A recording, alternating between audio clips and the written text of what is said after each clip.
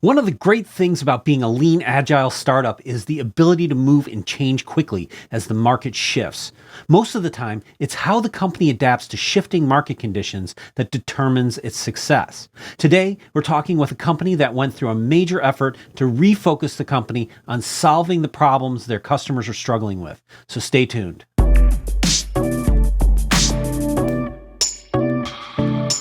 Hey everybody, this is Chris Brandt. Welcome to another FUTRtech video podcast. Today, Sandesh Patel and I are talking with Clumio's VP of Product, Kenney. Now, I first met Chad when he was VP of Products and Solutions at Pure Storage, and now Chad has brought those talents to Clumio. Earlier this year, Clumio made the decision to take a step back and reevaluate how they could best serve the market.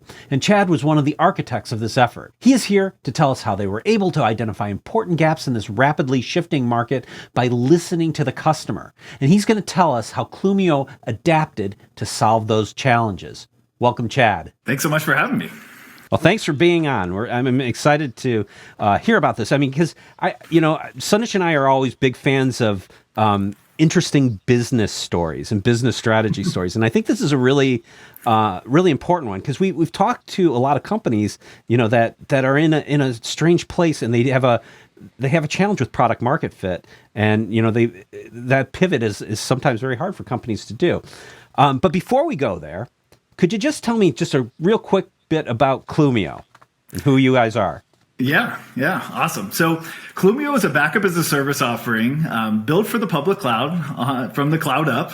We built a platform that really simplifies the way data protection is done in AWS, as well as Microsoft 365 and VMware Cloud running in AWS.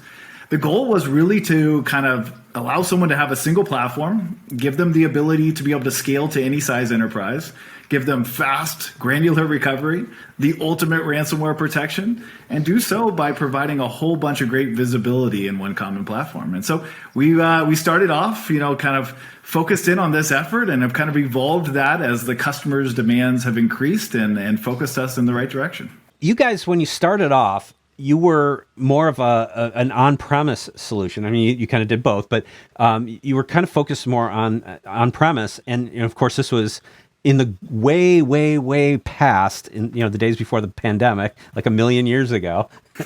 but the pandemic hit, and that drastically shifted how businesses were operating, right? With this massive shift to cloud, this hybrid model that everybody was operating under, the market really changed dramatically, right? And so, you guys saw that shift, and can you kind of go into like what you saw happening in the market? Yeah, it was really interesting. So to give everybody kind of a foundation of things, when Clumio started, we started off with doing public, private, and SaaS data protection in one common platform, which seemed reasonable at the time, but at the end of the day, it was a relatively big thing to tackle all at once. And as customers started to continue to talk to us about their fundamental challenges, we started to realize that most of them were saying, hey, help me solve a challenge of where I'm going, less a challenge of where I am today. And the interesting part to this is the pandemic really just accelerated that entire maneuver, which was many customers started to realize that this whole on-prem game, where most of the innovation was really being built around, was not going to help them continue to kind of satisfy the core demands that they had as the pandemic continued to kind of ramp up and become more and more problematic to get gear into data centers and to get people to manage that gear.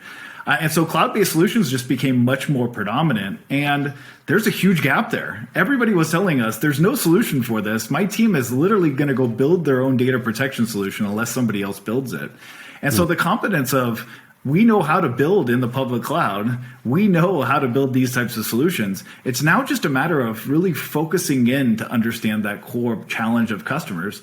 And it really just came down to spending a lot of time with them and listening. And that was kind of where we focused our initial efforts to, pivot the company. And unfortunately, as part of that entire thing, we had to lay off some really great people. But I think the fun part about, this pivot is that after we went through it, I think many of them came back and said, this was the right thing to do. This was the focus that, the company should have been kind of built around kind of from the get-go. But it did go through the evolution, and the driving force was really that customer base. Well, I have to admit, when I first heard about Clumio, way back when, I'm like, wow, this is a hard problem to solve, to move all that data from on-prem into the cloud, right? And then it kind of, Sandesh and I were talking, and, it kind of dawned on us. It's like, well, I think they're betting on the future here, right? And they're betting that, at some point there's going to be a tipping point where more workloads are going to be in the cloud than they're going to be on-prem, and then they're going to be, well situated for that. And I think you were beneficiaries of that happening in a very rapid way with what happened during the pandemic. But I think what's really interesting is that you guys, you took that pause to go out and talk to your customers and listen to what their pain points were. And can you talk about that process and how that went down? Yeah, so first, it was a mode where customers started to kind of push us almost in this direction. They started to say that all of the existing vendors who are focusing their efforts on-prem are only innovating there, and there's very little going on in the cloud. And I'm heading towards the cloud at a ridiculous pace. And so while I know not all of our assets are there, in fact, it may just be a small amount of our assets are in the public cloud, this is becoming more and more problematic to deal with. And so we spent a lot of time with him. We asked a lot of questions, the tough questions like, what is not working? How are you guys developing? Where are the gaps in the public cloud? Why aren't you able to develop this yourself quickly? And as we started to realize that there were a lot of core challenges, first was visibility.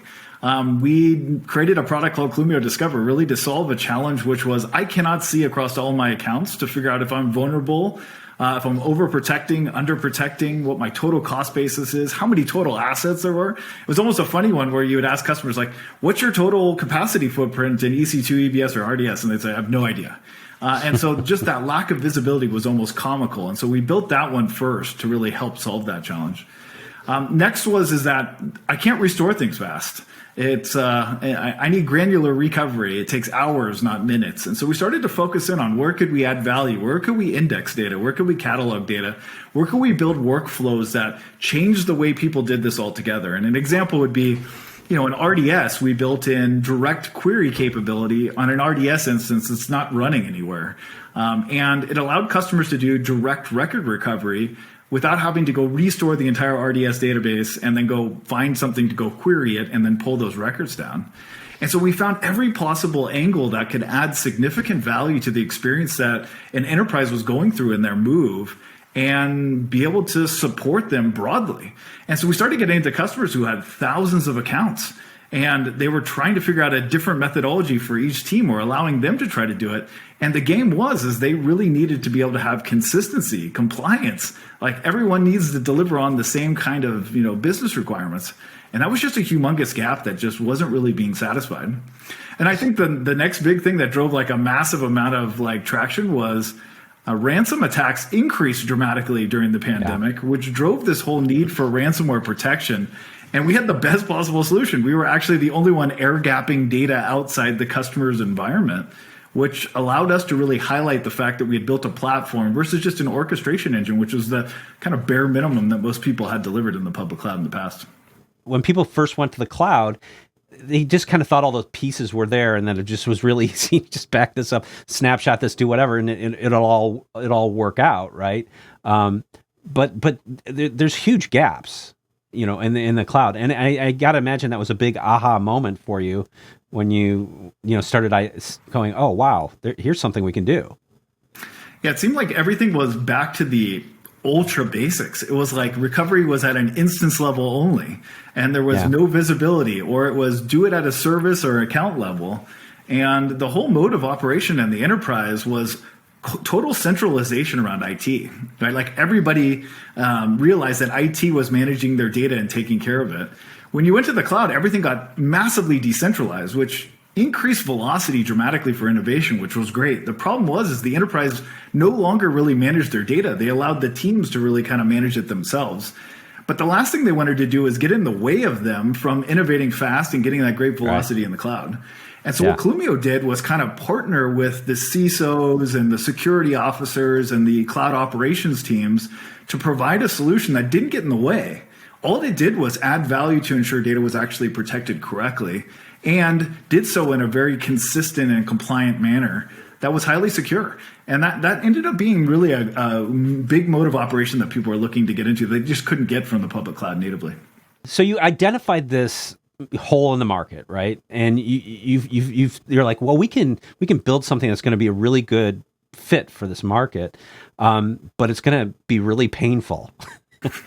Right? I mean, you guys kind of step back from the market, and you're like, we may not sell anything for a little while here, right?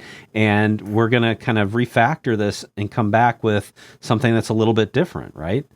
That's a hard decision to make. I mean, like, what was happening in the conference rooms when you guys were talking about that? Well, first, it's never easy to make these types of decisions because they obviously impact a lot of people in the company and the organization. But it came from a spot that was very much about doing the right things for the company and the right things for our customer and the right thing for where we really should be innovating in the first place. And none of those decisions are easy to kind of tackle, but you have to make those tough decisions in order to really strategically head in the right direction. Because at the end of the day, there's a lot of vendors who do on-prem backup. We were a little bit of a me too in that space, I'd say, at a bare minimum. And that wasn't where we wanted to innovate, but it was where everyone was drawing us to because the product market fit's already there. What everyone doesn't realize is that center of gravity, and most enterprises realize this, but a lot of the vendors don't, is the center of gravity is shifting from the on-prem to the cloud, which was only accelerated by the pandemic. Yeah. And so the big revenue, which gives you instant gratification that this is here now, is not instantly obvious from the innovation that you build in the cloud right this second. But trust me, longer term, this will be incredibly obvious. But today, if all of your innovation's going on-prem, very little innovation's going in the cloud, customers who are actually in that move or very far down that move realize that there's a huge deficiency on the existing vendors in that world. And so as we started to realize that, we decided to do one thing that was kind of a funny one. We went from a mode of, I want to try to sell you something, to, will you take a free lunch to go meet with our product guy for an hour and have him ask you a lot of questions? And me and Woon, our CTO, went on 200 plus, I think almost 250 customer interviews where we asked the same series of questions. It evolved a little over time. And all we did is try to find trends. And we aligned those trends and then tried to dig deeper into each one of them to figure out what we were going to build next. And as we started to understand more and more, customers started to become more and more design partners with us. It was no longer the relationship of go build me something. It was more of a, I will help you build this along the way. I want to be an early access customer who gets the first version of things because I want to help you develop it. And that was like the ultimate product scenario you can get into is now I actually have customers who are not only helping us along the journey, but actually validating that it's the right solution as they go. And this was a humongous win for us as we'd evolved. We still have a long ways to go. But these early kind of customers that helped us along this journey were massive wins in validating the market, understanding the market, and really being able to build some cool innovation that nobody else is doing. How did everybody react to this? I mean, when you kind of said, hey guys, here's what we're doing today. It took the company a little while to kind of get kind of aligned towards it. I'd say that the vision everyone understood. There was a lot of questions that came about on how we were going to get there. I'd say I spent more of and many others in the company spent a lot of time trying to understand who the profile of the customer is. So that was kind of the first stage. It was like, who's the ideal customer profile that we're selling to? Then it was, what are the fundamental challenges that ideal customer has? Then we started to look at how does that ideal customer evolve over time? So what's the motion that they have when they get to the public cloud? And how do those pains and challenges evolve as that ideal customer profile expands? And then as we started to understand that more, the motion became relatively obvious on the series of prioritization and data sources that we needed to build in AWS in particular. And then it was really more about just finding out what was the user experience that we'd provide now that we had those core competences. But it took a lot of just kind of transparency more than anything else. We spent a lot of time in the company telling everybody, the exec team, everybody what we're thinking, why we're thinking about it, what telemetry we're getting to understand why we're thinking about it. The who, what, why, when became very important all of a sudden. It wasn't just about here's where we're going. It was actually about why. And I think that helped everybody understand it a lot better of, why are we making this choice versus it just being a sporadic flip to go do something completely different. And as people started to get it, everyone got behind it and became, a big champion of it as we continue to evolve. I think this is a natural progression to the conversation of culture, right? When you're in a company where you're going through these kinds of changes and pivots, and the good news is you guys have veteran executives that have done this before, like yourself, right? So like in Bujin and team. So like it's not like you haven't been here before. You've been here before, but it's really important to keep that culture going. In the days of change, and then you got a pandemic on top of that, and everything else, and. I'm sure that's something I know you personally, so I know how important culture is to you. But how would you describe the culture of Clumio today? I'd say we've gone through a bit of an evolution, but it's always stayed kind of to the core competences of what we built the company around. So first, we have a concept of trust, and it goes across a whole bunch of different company values, and a lot of it has to do with just being highly innovative and transparent and building some amazing innovation that and we love kind of getting that feedback from customers on what we're building. And so this very customer first and very customer focused on kind of tinkering and playing around with technology is a big one. And so everyone's very much part of the whole cycle of strategy. And the reason why transparency is incredibly important is because we want validation that the rest of the company understands the rationale and why we're making the decisions that we're making. And that's something that's always very missing. I actually learned a lot of this from Pure, to be honest. We did weekly all hands calls. It was very open. There was no secrets anywhere. And we built the company the exact same way here. We tell absolutely everything of what we're thinking, the strategy, we go through the board decks, we go through the whole thing. And so nobody in the company can say that they weren't aware of the thoughts and strategy of what we were thinking about. And this brings everybody together. And I think that's the most important part. It's the communication and transparency that really makes everyone feel like they're part of this entire process. And so we've been continuing to drive that. Obviously, this was tough early stage of the kind of pivoting. But as we kind of amplified the transparency even more so than we were before, it really helped everyone kind of come together.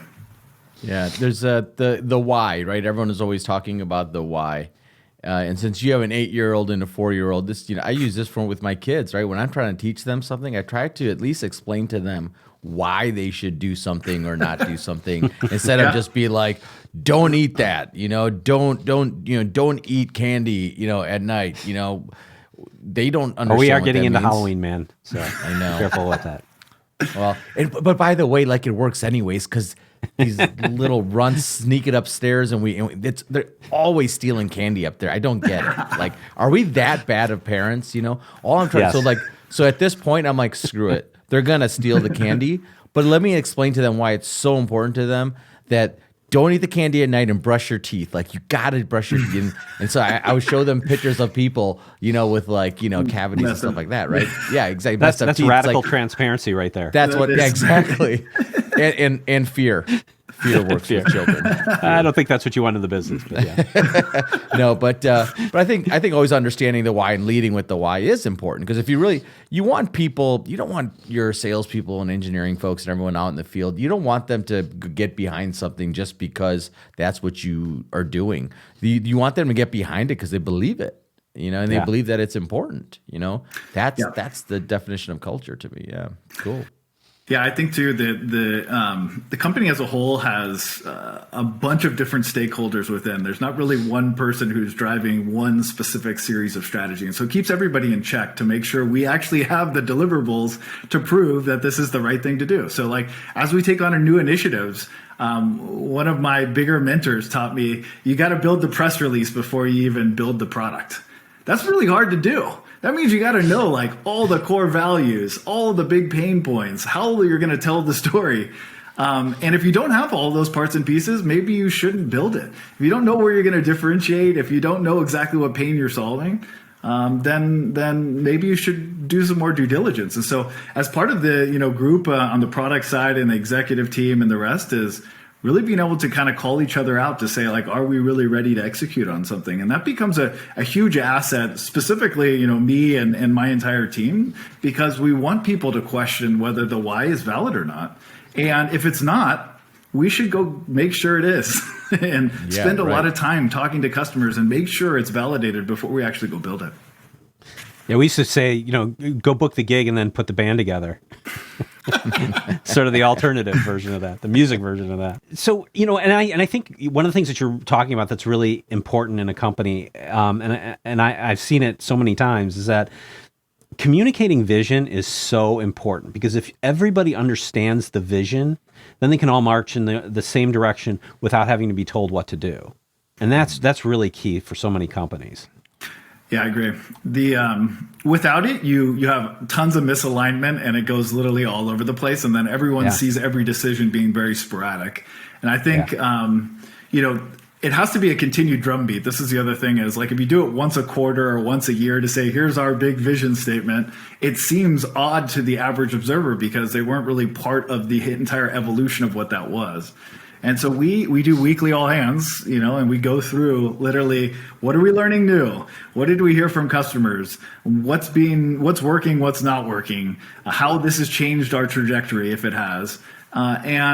Everyone's out there they can ask whatever question they want. And if we don't actually have good answers, then we need to go back and figure out those answers. And so it gives a really good checks and balances across the company. I love this mode of operation right now, where you're really trying to find product market fit and learn as much as you possibly can to help customers and drive innovation. Yeah, that's a fun thing to do. Yeah, it's great. So I want to talk about another thing that you guys have done that I think is also interesting.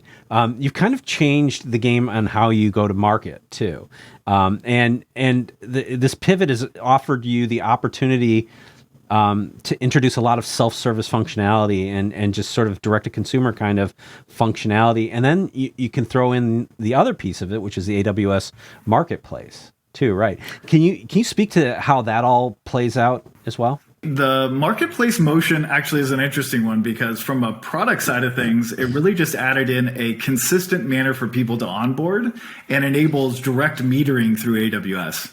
That's not to say that customers are walking off the street and going through Marketplace directly at like high levels. It's a place where people come in, but a lot of times it's more for POC and testing and getting up and running.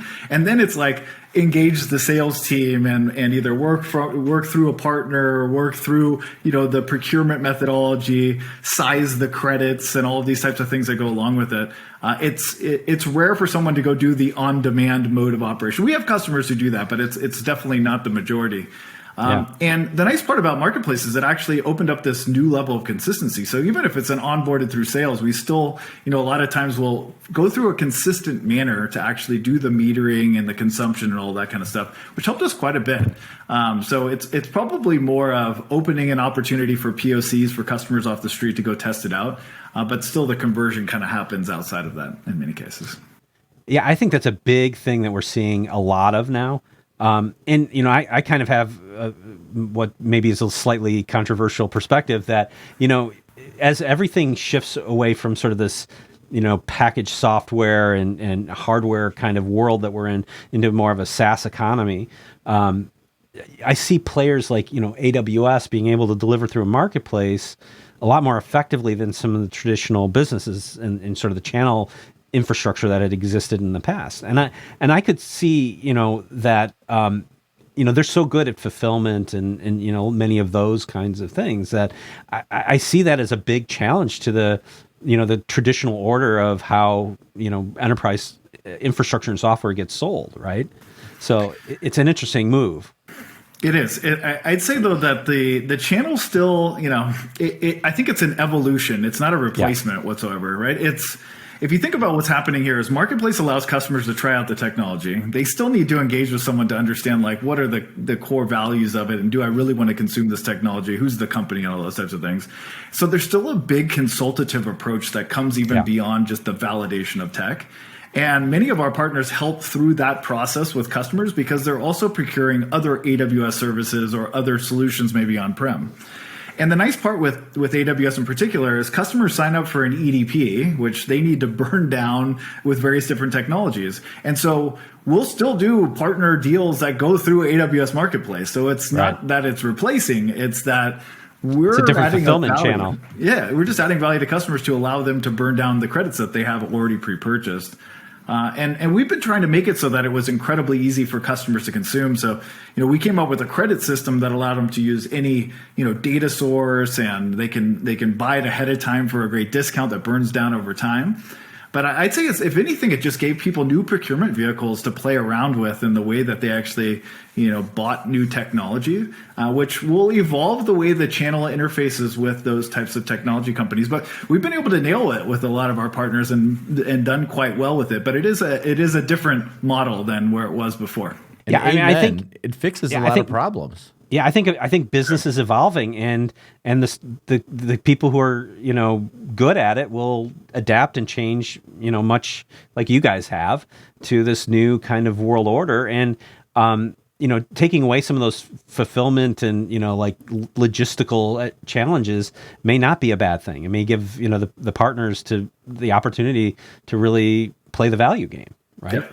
I agree. Yeah, it's Chris, what is that? You sometimes talk about the whole concept of where like a technology, you keep developing the software, and the software just gets bigger and bigger and bigger, and at some point it's just a huge monstrosity of code, right? And there's just so much complexity in it. So then what do? How do you simplify that? And the reality is sometimes what you need to do is just start over, but nobody wants to.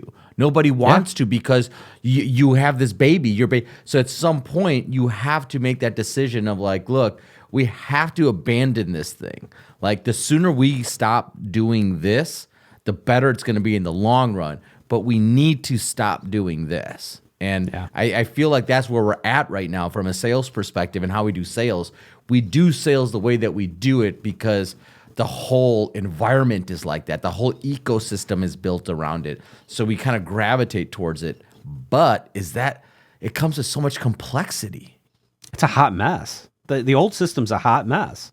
And we're just throwing people to solve the problem, right? Yeah, it's been a constant negotiation for everybody with no real sense or order to it. Exactly. And let's be honest, who wants to talk to a sales guy? You know what I mean? They're so annoying, Says the sales guy. I think now it's a fun mode because customers can test out technology early and then really go get the big value out of the sales folks afterwards once they're like got a good kind of focus. And if anything, it probably helps salespeople become more efficient because you're not like, people are coming to you in many cases saying, I've tested this out. I'm interested in it. I'd like to know more about your roadmap or how this thing integrates with my existing products and understand the value proposition a little bit better. That's a win for the sales folks, I'd say, more than anything else. And also, I think it's also a win in that it forces vendors, and I know this is hard, but now it forces vendors to really make sure that their message is clear, that your value prop is very succinct, the way you do business is very simple for the customer, so you're not bothering them too much, right? If you do give them the whole package, that's how you're going to get your customer to actually buy it. But the way the new world is, there's going to be no conferences. Where are you going to get your leads and all that kind of stuff? You have to really rely on that customer experience, and you're relying a lot of like, get that customer, make sure they're happy, give you a great NPS score, and just build on top of that. So hopefully it also drives companies to just be better at their own job, at their own value, Yeah. Yeah, I agree. Seems like a lot of work. Though. I wouldn't want to do it. It does sound, but I think, the thing is that, when we talk about how these sales motions work, there's still a need for value across the whole infrastructure and IT chain, right? And if people are buying things, they still need to know how things integrate. And the other part of them is there's so many products out there, and things change so rapidly now. Like we focus on this constantly, and it's so hard to stay on top of things. And people need some help with all that still. So. Yeah, and I would say also customers are buying a solution. There's a lot of products that go into a solution, but they still need somebody to stitch the entire thing together. I think people underestimate first the migration to cloud and how many things go into it, and then all of the gaps that exist that you just may think may exist in the cloud that just don't because no one's built a product for it yet. And then how much reliance people have on just the native cloud solution that just has magic kind of pixie dust associated to it, where there's definite gaps all over the place where people are building solutions to solve fundamental challenges. And so the broader solution's the important part. And I think that's where the value actually comes about, is stitching all of those things together to say, these series of applications of which you would like to put in the cloud with replatforming or lift and shift or whatever it may be are going to require these 4 solutions in order to provide a similar experience for you to deliver on the business requirements. And so there's a lot of value that comes with driving those types of solutions together. Yeah, and you take away the pushing paper piece of it, and then you can focus on the value. I think that's a win for everybody. Yep. And just think about how much the value is going to change in the world of Clumio and data protection and everything else. With the world that we are in, we can't even keep up with it, right? It's like, look how fast ransomware has just grown, but also become more sophisticated in the most unusual ways. Like it's really kind of scary. So just the unknown. The job isn't done, because we're always going to have challenges here. So we will always need to innovate and be able to communicate to customers so they can be, informed to make these decisions sooner, faster, right? Yeah, good. Tell me about the results of this pivot. How's it been working out for you so far? So I'll say the momentum in the company is building quite dramatically, which is great. I'd say we're still early in our journey, right? Like we did this 6 to 8 months ago or so. And so it's relatively early. I'd say we put out a truckload of innovations since. One of the big ones actually we just recently announced was something nobody's done yet, which very funny story associated to this is, Woon and I were kind of talking about this, and we're like, who would ever want to protect S3? I mean, it's like super durable. It's got replication. It's got versioning, and nobody will ever want to do it. And 2 or 3 customers who I would say are on the way high end spectrum of the further maturity ICP said, my biggest problem is S3. And we're like, dude, there's got to be something we're missing here, because I don't even get why that would be the case. And so we did, all of these interviews, and I'd say like almost 180 of them out of the 200 and something that we went through said S3 is going to be a big challenge, or is a big challenge right this second. And we're like, holy smokes, why? And as we dug in on a lot of these things, we started to realize that a lot of our assumptions going into it were completely invalidated as we saw actually the usability of things. And I'll give you a couple fun ones that came through. One was like, with S3 versioning is awesome, but the granularity is at a bucket level. And if I've got kind of like some things that I want in the bucket and some things that I don't, I got to protect it all. And as my data changes a lot, I got a lot of bloat of stuff that may not be that important to protect. And then replication, well, that's cool, but I got to now do at a bucket to bucket level, where one bucket goes to another bucket. And so if I got 1,000 buckets, I got to manage 1,000 buckets plus another 1,000 buckets. And when a guy creates a new bucket, he's got to make sure he replicates it. And then if I replicate to lower tiers, I get beat up with small files because they get metered at 128K. So I was like, wow, this is a massive problem. At the same time, then we thought about like, imagine if you're an on-prem vendor who sells like a cloud cluster and they go try to attack S3. It's like, how are you going to go land 10 petabytes on that puppy that holds like, 96 terabytes raw per node? Like that's going to be a lot of nodes all of a sudden. Like that seems pretty ridiculous. So the whole concept of like scaling nodes out seemed to just be kind of odd, like the lack of independence between capacity and storage.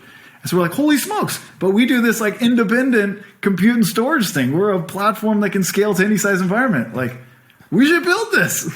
And then, lo and behold, we kind of started thinking through like, what would the requirements be? And we ended up just recently announcing S3 for Clumio Protect. And I think customers were a little bit shocked at just how much we spent time with customers to understand the pains and challenges and go attack a problem that nobody had really attacked before. So I'd say like the results of things have been not only increased momentum with customers, especially in AWS quite dramatically, but finding problems that nobody else is solving that are massive challenges that customers are demanding. We've seen probably about a 10x increase in early access customers in this solution versus anything else that we've had out there within the first week. And so that dramatic focus has just really helped us been able to bring new innovations to market.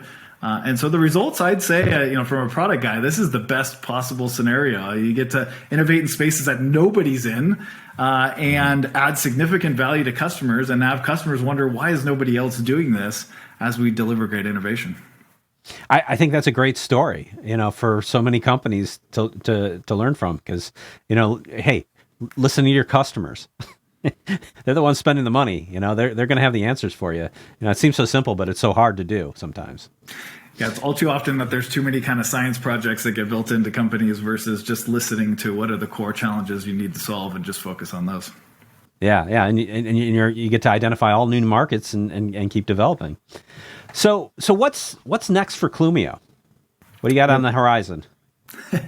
So S3 was our big launch that we did just a couple of weeks ago. So that was kind of like the big mode of operation. You'll see more and more data sources that come about, where we'll continue to expand into more and more mature data sources of our higher end ICP. But multi-cloud won't be too far out, and we'll continue to kind of evolve the platform. We always had the vision and strategy of being a data protection platform that expands across all of the public clouds and provide a whole bunch of great services on top of it. You'll see that continue to unfold as time goes on. But really right now we're honing in on solving the challenge in AWS and really providing substantial value to customers who are either innovating net new or moving from the on-prem data center into the public cloud, and providing an enterprise-grade, ransomware protected solution that really simplifies the way data protection is done in the public cloud. That's awesome, man. Well, I wish you guys tremendous success. I think it's a cool story that you guys are telling. I think it was a bold move to kind of do what you did and, kind of stop and refactor things and move forward. And I thank you so much for coming on and telling your story. I really appreciate it. Thank you so much for having me. It was a blast spending time with you guys tonight. Yeah. Thanks for watching. I'd love to hear from you in the comments. And if you like what you saw, please give us a like and consider subscribing. And I will see you in the next video.